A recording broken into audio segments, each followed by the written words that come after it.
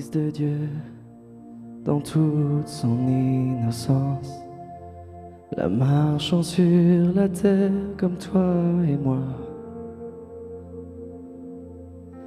Il sait ce qu'est la vie, il connaît toutes nos peines. Un homme de douleur et de souffrance. Le sang est là, comment le croire? Il y a un Dieu qui pleure, il y a un Dieu qui saigne. Je loue le seul, venu jusqu'à moi. Alléluia, pour le Fils de douleur. Je cours ça.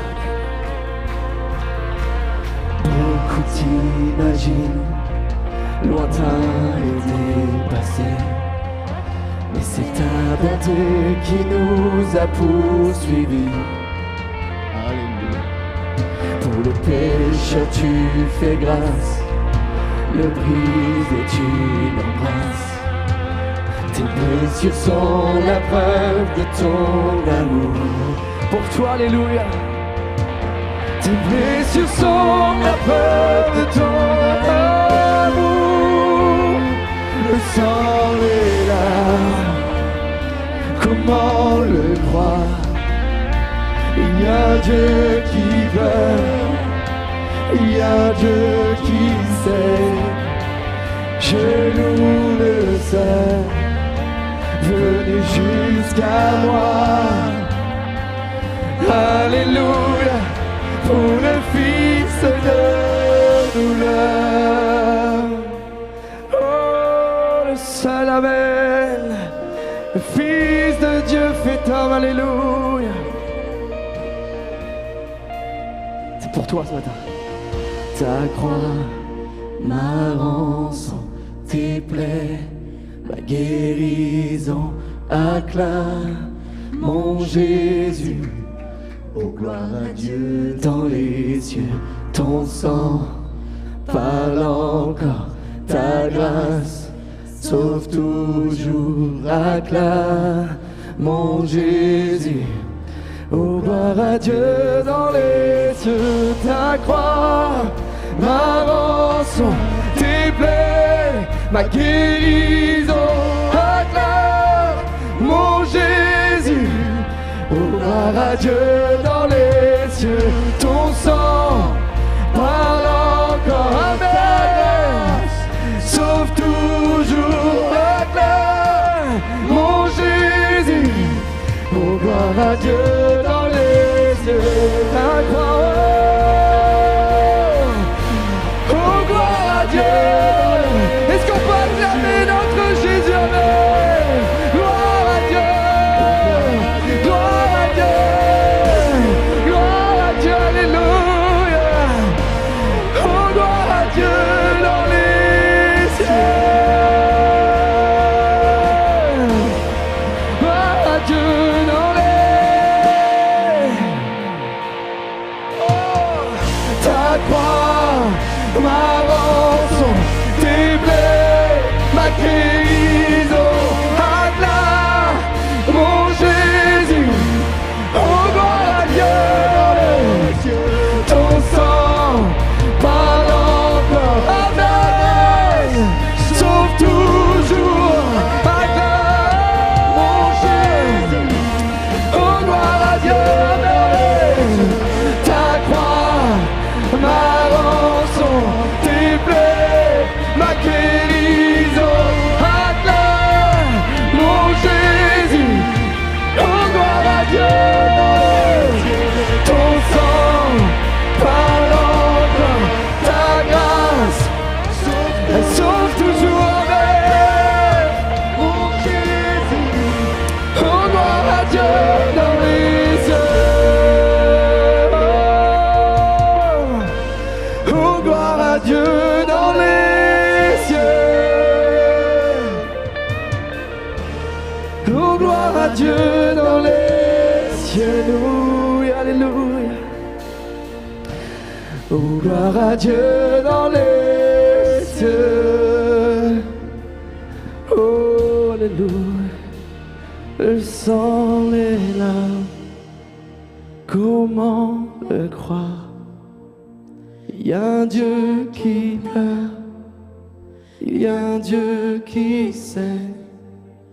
Je loue le seul, venu jusqu'à moi. Alléluia, pour le Fils de douleur.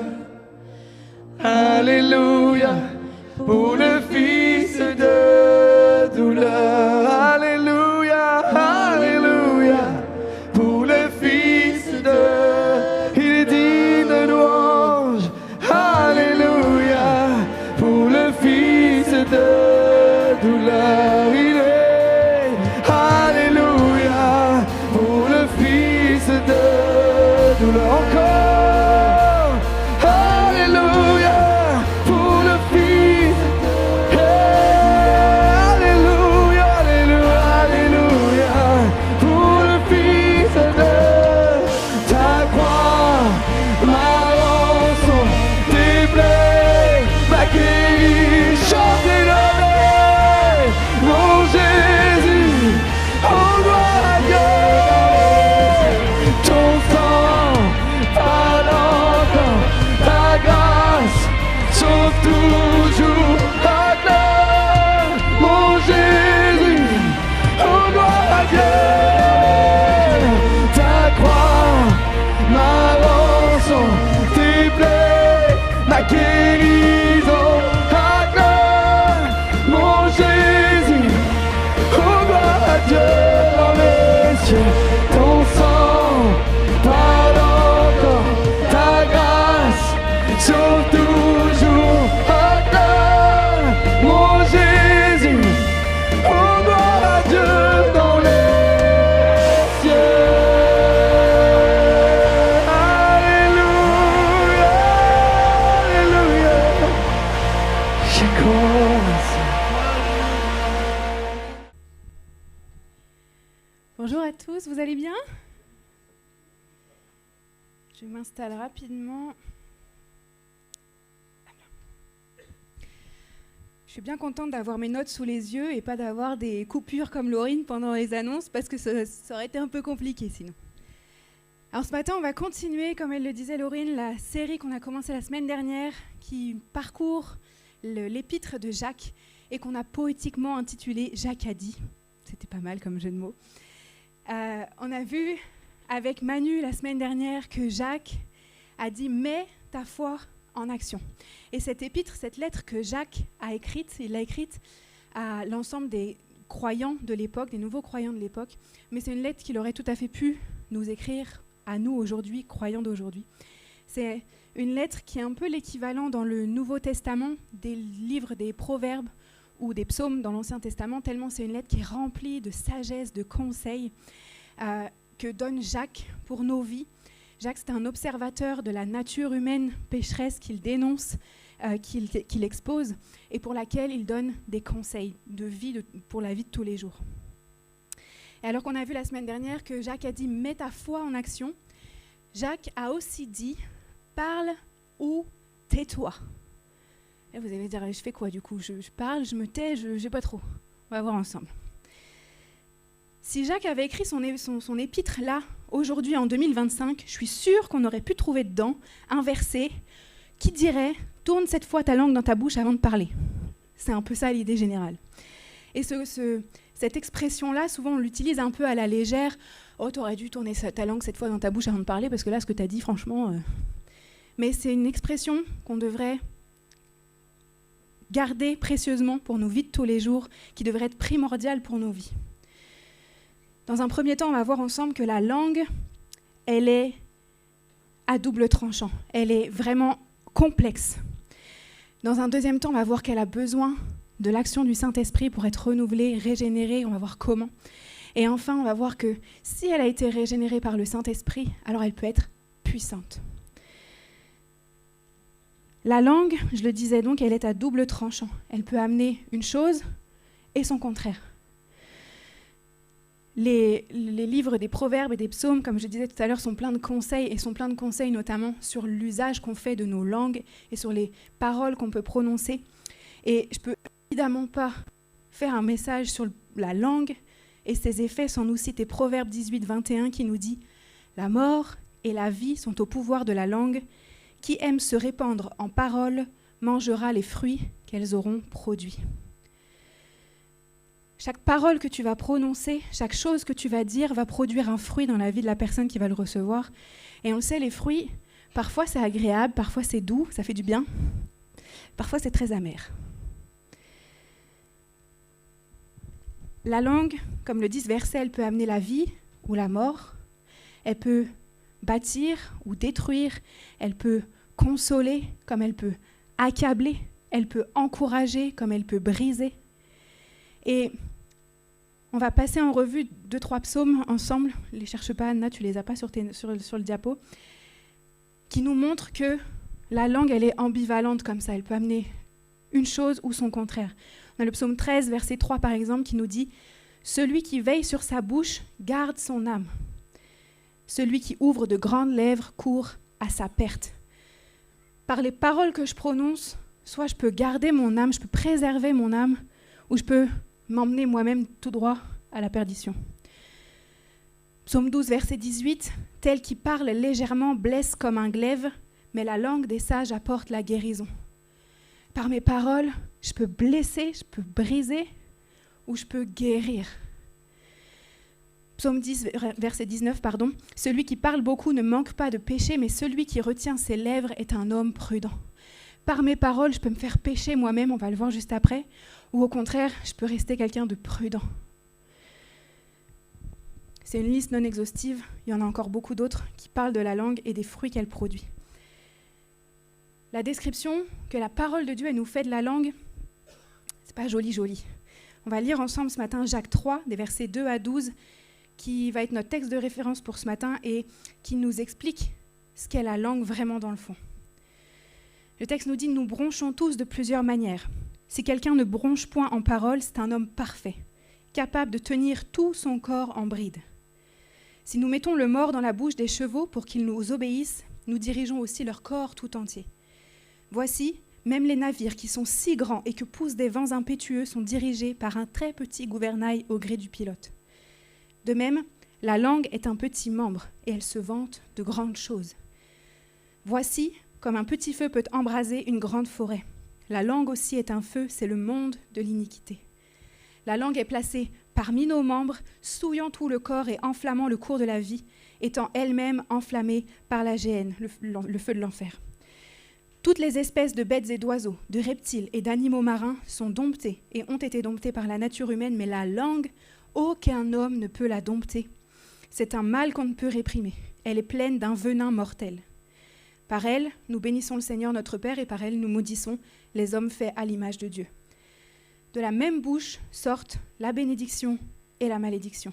Il ne faut pas, mes frères, qu'il en soit ainsi. La source fait-elle jaillir par la même ouverture l'eau douce et l'eau amère ? Un figuier, mes frères, peut-il produire des olives ou une vigne des figues ? De l'eau salée ne peut pas non plus produire de l'eau douce. Jacques décrit donc nos langues comme vantardes, venimeuses, indomptables, comme étant un feu qui embrase, comme étant à elle seule le monde de l'iniquité, comme étant un mal qu'on ne peut réprimer. Comme je le disais, c'est pas très glorieux. Le texte là, il commence en nous disant que l'homme parfait est celui qui ne bronche pas en parole. Et dans l'imaginaire collectif, on utilise cette expression, il bronche pas, il n'a pas bronché, je lui ai fait telle remarque, telle réflexion, ou j'ai fait telle chose envers cette personne, puis elle n'a même pas bronché, elle n'a pas réagi. C'est dans notre compréhension de ce mot broncher, c'est comme la personne n'a pas réagi, elle n'a rien dit, elle est restée impassible. En réalité, dans le texte tel qu'il nous est présenté, le mot broncher, ça vient de ptaio en grec, qui veut dire pécher, faire une erreur. L'homme parfait, selon notre texte donc, c'est celui qui ne bronche pas en parole, qui ne pêche pas en parole, qui ne fait pas d'erreur dans ses paroles. Plus facile à dire qu'à faire. On va continuer à décortiquer ensemble tout ce passage-là et voir ce que nous dit Jacques. Au verset 3, il nous dit « Si nous mettons le mors dans la bouche des chevaux pour qu'ils nous obéissent, nous dirigeons aussi leur corps tout entier. » On va détailler ça un peu plus dans le deuxième point du message, mais ce verset, ça nous révèle que si on ne tient pas notre bouche, c'est tout notre corps qui va partir à la dérive. Tout comme si on ne tenait pas la bouche du cheval, il partirait puis il ferait tout et n'importe quoi. Psaume 39 au verset 1, David nous dit « Je veillerai sur mes voies, de peur de pécher par ma langue, je mettrai un frein à ma bouche. » Quand David écrit ce psaume-là, pour vous resituer un peu le contexte, David est en pleine période de tourment, il a péché contre Dieu et il se retrouve donc sous la condamnation de Dieu, sous le châtiment de Dieu. Et il prend conscience que veiller sur ses voies, ce n'est pas seulement faire attention à ses actions, à ce qu'il fait, mais ça passe aussi par faire attention à ce qu'il dit et par le fait de mettre un frein à sa bouche. Le verset 4 nous dit « Voici même les navires qui sont si grands et que poussent des vents impétueux sont dirigés par un très petit gouvernail au gré du pilote. » Tout comme l'homme sur son cheval avec simplement ses rênes et le mors dans la bouche du cheval, c'est tout petit comme outil, mais ça réussit à diriger l'intégralité du cheval, alors qu'entre nous, un cheval face à un homme, l'homme ne fait pas le poids.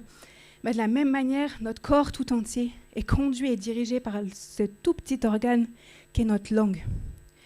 Et la question que je veux nous encourager à nous poser ce matin, c'est qui est aux commandes de ma langue ? Qui est aux commandes de ma bouche ? Qui dirige ce gouvernail qui conduit tout mon corps ? Est-ce que c'est moi-même, ma nature pécheresse, ou est-ce que c'est le Saint-Esprit qui est aux commandes ? Parce que la bonne nouvelle, c'est que quand bien même la langue, elle est décrite par Jacques comme indomptable, comme étant un mal qu'on ne peut pas réprimer par nous-mêmes, si on l'y invite, le Saint-Esprit lui vient, prend le contrôle et vient conduire chacune de nos paroles. Dit comme ça va être un peu bizarre, mais la langue, c'est un organe qui a besoin du Saint-Esprit. On pourrait dire, moi j'ai besoin du Saint-Esprit, mais dire ma langue a besoin du Saint-Esprit, c'est un peu étrange. Et pourtant, c'est le cas. Versets 5 et 6, on continue à décortiquer le passage ensemble. De même, la langue est un petit membre, et elle se vante de grandes choses. Voici comme un petit feu peut embraser une grande forêt. La langue est placée parmi nos membres, souillant tout le corps et enflammant le cours de la vie, étant elle-même enflammée par la gêne. Alors que la langue, elle est enflammée naturellement, humainement, par le feu de l'enfer, qu'elle vient détruire, qu'elle vient brûler tout sur son passage, qu'elle vient se propager. Et on a bien en tête l'idée de à quoi ressemble une forêt après que le feu soit passé dessus. Il ne reste plus grand-chose, tout est complètement détruit, il n'y a plus que des cendres. Alors qu'on prend conscience de l'impact de ce que sont nos langues réellement, naturellement, et de l'impact qu'elles peuvent avoir sur les autres autour de nous.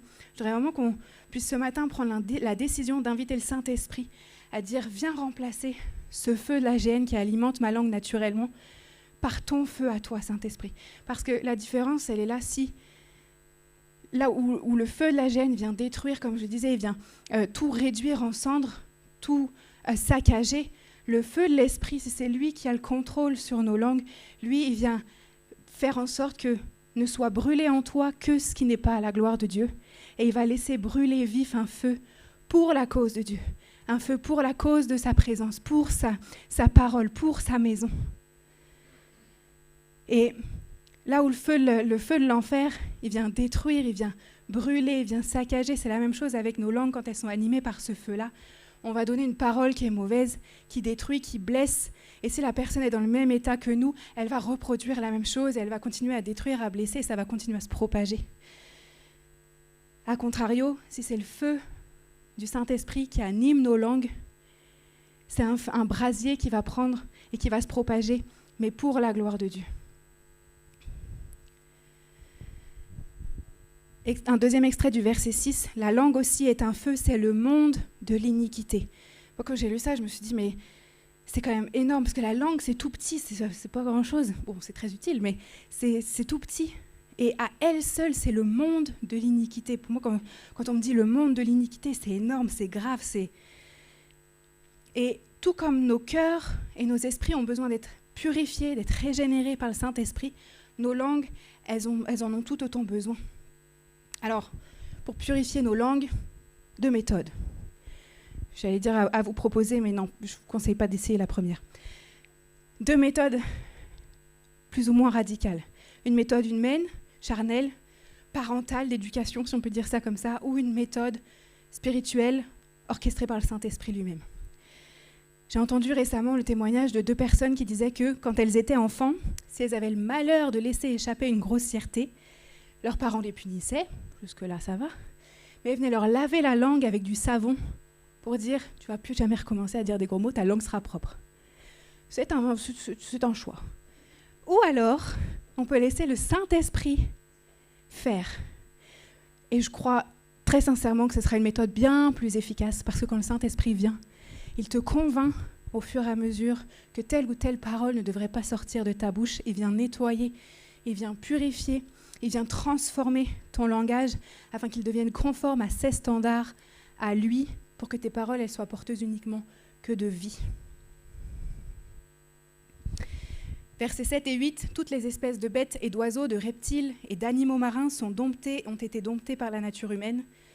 Mais la langue, aucun homme ne peut la dompter. C'est un mal qu'on ne peut réprimer. Elle est pleine d'un venin mortel. Il est bien dit qu'aucun homme ne peut dompter la langue. Je pense qu'on a déjà tous essayé par nous-mêmes. Non, je ne vais pas le dire parce que ça ne se fait pas trop, je ne peux pas dire ça, je vais me retenir. Non. Mais à un moment donné, hop, ça sort. Et c'est trop tard et on l'a dit et on n'aurait pas dû le dire et on a blessé la personne. On est tous pareils. Ça nous est tous déjà arrivé au moins une fois. On a besoin du Saint-Esprit, de son intervention pour parvenir à maîtriser nos langues.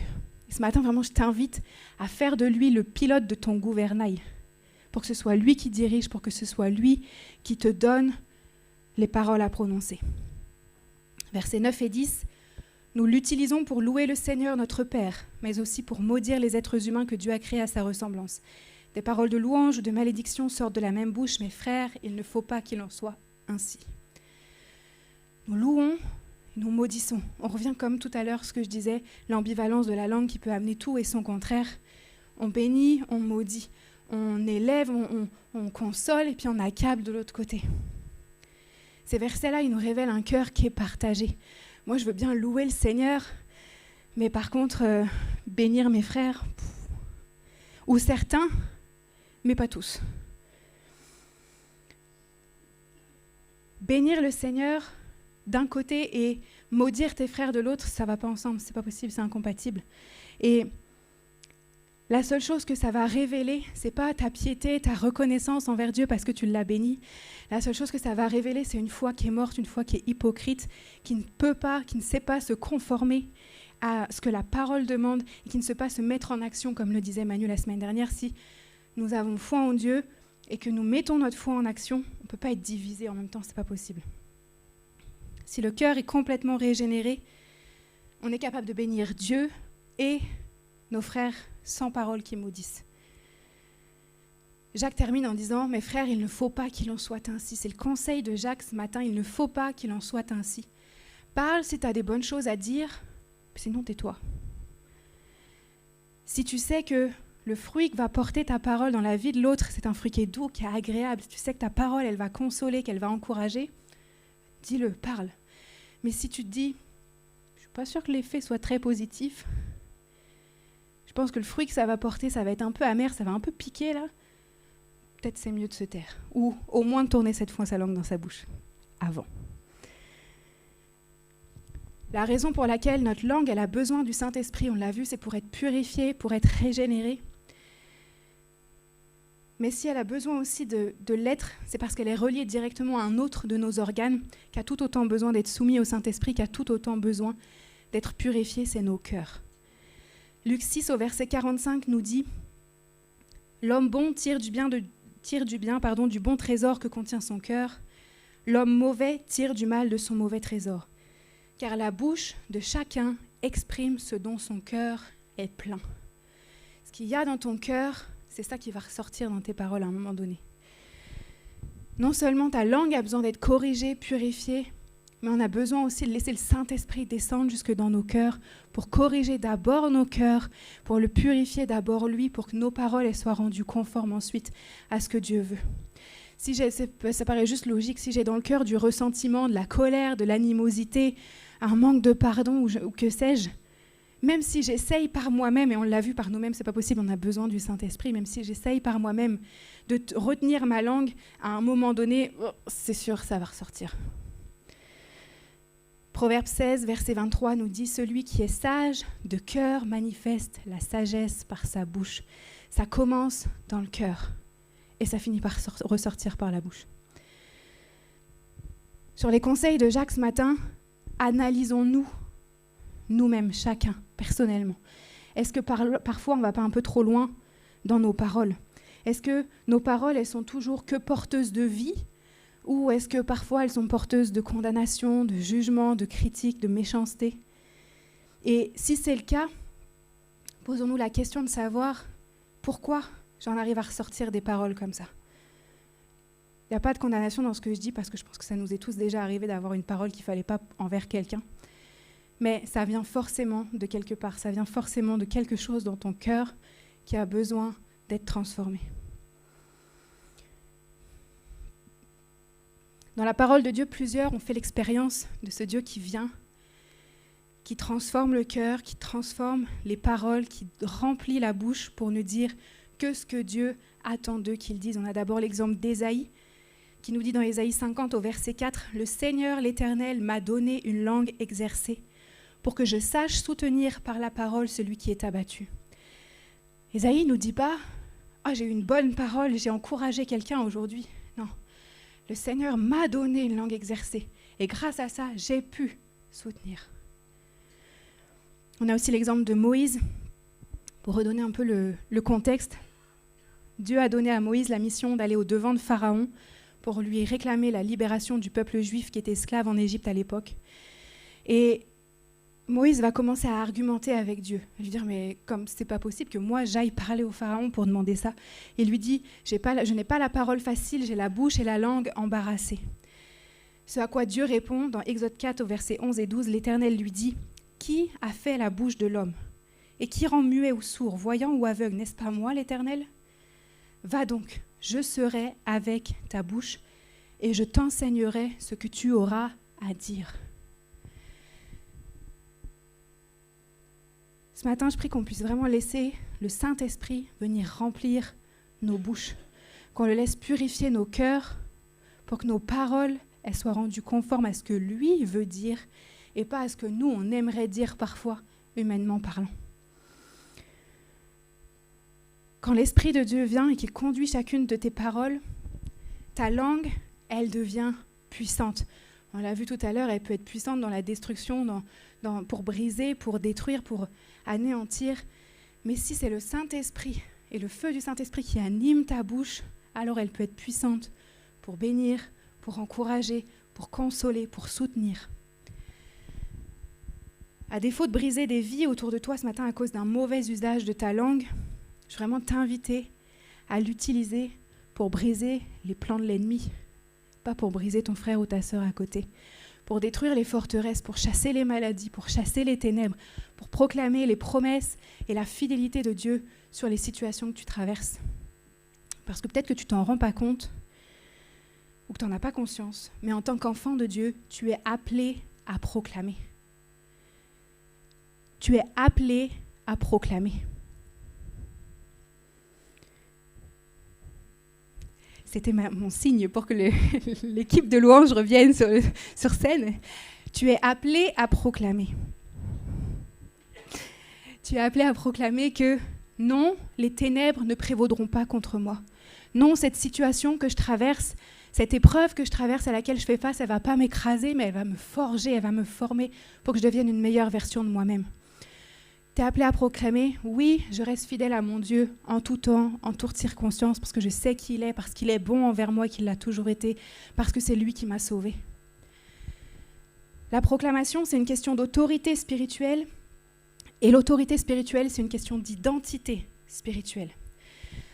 Pour proclamer les vérités de la parole de Dieu par la foi, pour voir les choses changer, voir les forteresses tomber, pour voir les chaînes être brisées, pour voir les gens être guéris, on a besoin de recevoir l'autorité que Dieu veut déposer sur nous. Pour ma part, je ne me considère pas comme étant une personne très autoritaire. Ceux qui me connaissent, je pense qu'ils diraient peut-être ça. J'ai plus tendance à pas vraiment trop dire ce que je pense, plutôt que de rentrer dans le tas. C'est une question de caractère, puis je prie que Dieu travaille mon caractère pour que ça s'améliore. Et à contrario, il y a d'autres personnes qui vont avoir beaucoup d'autorité et qui vont user de leur autorité pour manipuler, pour obtenir ce qu'ils veulent. Dans les deux cas, il faut que chacun apprenne à doser puis à trouver le bon équilibre. Pour pouvoir user de cette autorité que Dieu veut te donner dans le monde spirituel, il faut d'abord avoir conscience de ton identité spirituelle, de qui tu es en tant qu'enfant de Dieu, de quelles sont les promesses de Dieu pour ta vie, de quel est ton héritage en Jésus. Parce que si on ne sait pas qui on est, on ne peut pas réussir à revendiquer quoi que ce soit. On ne peut pas réussir à proclamer quoi que ce soit. Je voudrais prendre l'exemple ce matin d'une personne dans le naturel qui n'a pas l'air si autoritaire que ça, mais qui l'est dans le monde spirituel. À mon sens en tout cas. C'est Stéphanie. J'ai posé la question à ses 3 enfants. Je leur ai dit, les 3 enfants Martins, diriez-vous que votre maman est autoritaire ? Ils m'ont dit non. Clémence m'a même dit, pas du tout autoritaire. En effet, quand on la voit comme ça, Stéphanie, toute douce, toute gentille, on ne dirait pas que c'est une femme d'autorité. Quand elle est là sur le stage le dimanche matin pour annoncer les événements à venir, on la sent même un peu mal à l'aise, elle ne sait pas trop où se mettre. Mais quand elle prie, est-ce que vous avez déjà entendu Stéphanie prier ? Amen. Parce qu'elle sait qui elle est en Jésus-Christ, parce qu'elle sait qui est son Père, parce qu'elle sait quel est son héritage en lui. Elle se revêt de l'autorité, elle prend position, elle se lève et elle proclame la parole de Dieu et les promesses de Dieu. Stéphanie, c'est peut-être la femme un peu mal à l'aise comme ça sur le bord de l'estrade, mais c'est aussi le genre de femme qui se lève, qui fait les 400 pas dans son appartement pour dire « Satan, je t'ai vu, je t'ai démasqué, j'ai compris ton manège et maintenant je t'ordonne de cesser dans le nom de Jésus parce que tu n'as aucun pouvoir sur ma famille et tu n'as aucun droit pour venir nous malmener de la sorte. » Ça, c'est de l'autorité. Et c'est à ça que doit servir ta langue. S'il y en a un que tu dois détruire par tes paroles, c'est pas ton frère, c'est pas ta sœur, c'est pas quelqu'un de ton entourage, c'est l'ennemi et chacun de ses plans. Aux yeux de l'homme, tu peux avoir de l'autorité, mais aucune autorité dans le monde spirituel. Tu peux être craint des hommes, que les hommes disent oh, « non mais lui, je ne veux pas trop m'y frotter parce que sinon ça craint pour moi ». Mais que le monde des ténèbres, que les démons rigolent parce que tu n'as aucune autorité dans le spirituel. Ou à l'inverse, tu peux ne pas avoir beaucoup d'autorité dans le monde naturel, que les hommes fassent peu cas de toi, puis ouais, bof. Mais que quand tu te lèves, quand tu prends position par la prière, avec l'autorité que te donne Jésus-Christ, le monde des ténèbres tremble et fuit devant toi. Dieu a établi une alliance avec son peuple, avec ses enfants, avec ceux qui ont cru en l'œuvre de Jésus à la croix, qui l'ont reconnu comme leur Seigneur et comme leur Sauveur, c'est-à-dire avec nous aujourd'hui. Et il dit dans Ésaïe 59 au verset 21, « Voici mon alliance avec eux, dit l'Éternel. Mon esprit qui repose sur toi. » Et on le sait, dès lors qu'on a accepté le Seigneur, le Saint-Esprit vient vivre en nous, faire sa demeure en nous. « Mon esprit qui repose sur toi et mes paroles que j'ai mises dans ta bouche ne se retireront point de ta bouche, ni de la bouche de tes enfants, ni de la bouche des enfants de tes enfants, dit l'Éternel, dès maintenant et à jamais. » Quand tu laisses l'Esprit de Dieu reposer sur toi, quand tu l'invites à venir purifier ton cœur pour transformer ton langage, l'Éternel, quand tu le laisses mettre ses paroles dans ta bouche, et parce que toi tu aimerais dire ses paroles à lui, c'est pas juste pour une fois, c'est une alliance qui est conclue avec lui, pour toi aujourd'hui, mais qui vaut aussi pour tes enfants demain, les enfants de tes enfants après-demain, etc., etc. Tes paroles, il faut le réaliser, elles ont une puissance dans le monde spirituel. Avant même d'avoir un impact dans le naturel, sur tes proches, sur les gens que tu fréquentes, tes paroles, elles ont un impact dans le monde spirituel. Romains 10, au verset 9, nous dit « Si tu confesses de ta bouche que le Seigneur Jésus, si tu confesses de ta bouche le Seigneur Jésus, et si tu crois dans ton cœur que Dieu l'a ressuscité des morts, tu seras sauvé. » Est-ce qu'on peut se rendre compte que c'est par une simple déclaration de foi par ta bouche que tu reçois le salut? Cette œuvre tellement puissante qui te fait passer des ténèbres à la lumière, de l'enfer à la vie éternelle, c'est simplement par la confession de ta bouche, par une parole, que tu la reçois. Pour conclure ce matin, je voudrais simplement répéter ma phrase, mais maintenant ils sont bien là. Tu es appelé à proclamer. Et je prie vraiment que ce matin que tu prennes conscience de ça. C'est ton mandat, tu es appelé à proclamer avec l'autorité que Jésus-Christ te donne. Proclamer, c'est proclamer sur nos vies, la vie des nôtres, de nos enfants, de nos proches, les promesses de Dieu, la parole de Dieu, la fidélité de Dieu, quand bien même ce qu'on traverse, ça ne ressemble pas à la promesse qu'on a reçue, ou quand bien même ça ne ressemble pas à ce que Dieu nous a parlé par le passé. Proclamer, c'est tout simplement proclamer Jésus. On peut proclamer tout un tas de choses. On peut proclamer la délivrance, on peut proclamer la guérison, on peut proclamer la liberté, on peut proclamer la joie du Seigneur, on peut proclamer tout un tas de choses. Mais je crois aussi que proclamer, c'est tout d'abord proclamer Jésus sur nos vies. Revendiquer que nous lui appartenons, qu'il est notre Dieu et que nous sommes ses enfants. Peu importe les circonstances. Comme Michael l'a chanté tout à l'heure, on ne regarde pas à ce qui nous arrive, à ce qu'on traverse, parce qu'en effet, parfois, ça ne ressemble pas à la vie d'abondance que Dieu a promis pour le moment. Mais on proclame parce qu'on a foi en lui, parce qu'on sait qu'il est bon, parce qu'on sait qu'il est fidèle, parce qu'on sait que tout concourt au bien de ceux qui aiment Dieu. Et ce matin, je veux vraiment on va se lever ensemble, je veux vraiment qu'on puisse proclamer ensemble. Et je ne sais pas ce que chacun traverse, je ne sais pas ce que chacun vit en ce moment, à quoi vous pouvez faire face en ce moment. Mais je veux vous inviter à proclamer Jésus, à proclamer que sa croix, c'est ma rançon, ses plaies, c'est ma guérison, que son sang parle encore aujourd'hui, que sa grâce, elle sauve toujours. Et je veux t'encourager à acclamer Dieu dans les cieux, à lui rendre gloire. Ce chant, il dit « Alléluia au Fils de douleur ». Alléluia, ça veut dire gloire à Dieu. Et ce matin, c'est ce qu'on veut dire. Gloire à toi, Seigneur. Peu importe ce qui m'arrive, peu importe ce que je traverse, je te rends gloire, Seigneur Jésus, pour qui tu es, parce que je sais que tu es bon.